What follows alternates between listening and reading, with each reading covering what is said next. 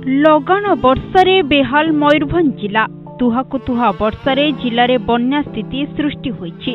एने सबु स्कूल को छुट्टी घोषणा करा जायछि। बुढ़ाबलंग नदी रे जलस्तर वृद्धि पाइबा परे बारिपदा सहरर विभिन्न अंचल जलबंदी होईछि। जलार्णव होईछि पूरा सहर। तलिया अंचल रे लोकंको पई दुर्दशा बढ़िछि। घरु बाहरिले आंठुए आंठुए पानी। एही समय रे बन्या पानी रे जणे व्यक्ति भासी जाई तांकर मृत्यु होईछि। मृतक जनक बड़साही थाना अंतर्गत पाउसिया ग्रामर प्रफुल्ल कटुआल।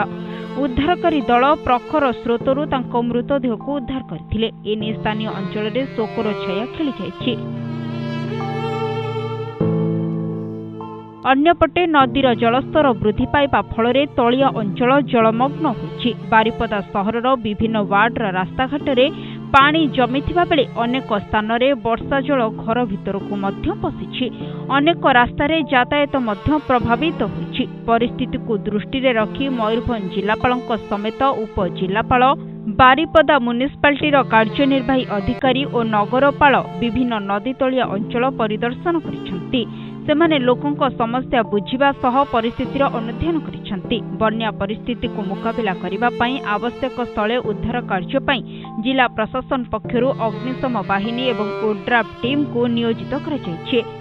तलिया अंचलर स्थिति उपरे नजर रखाजिबा सहित जरूरी परिस्थिति रे लोकों को सुरक्षित स्थान को नेबा पई प्रशासन प्रस्तुत रहिछि।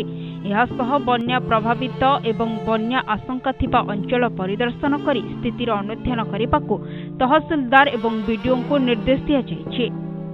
मयूरभंजरु लकी जेनांक रिपोर्ट, सरकार न्यूज।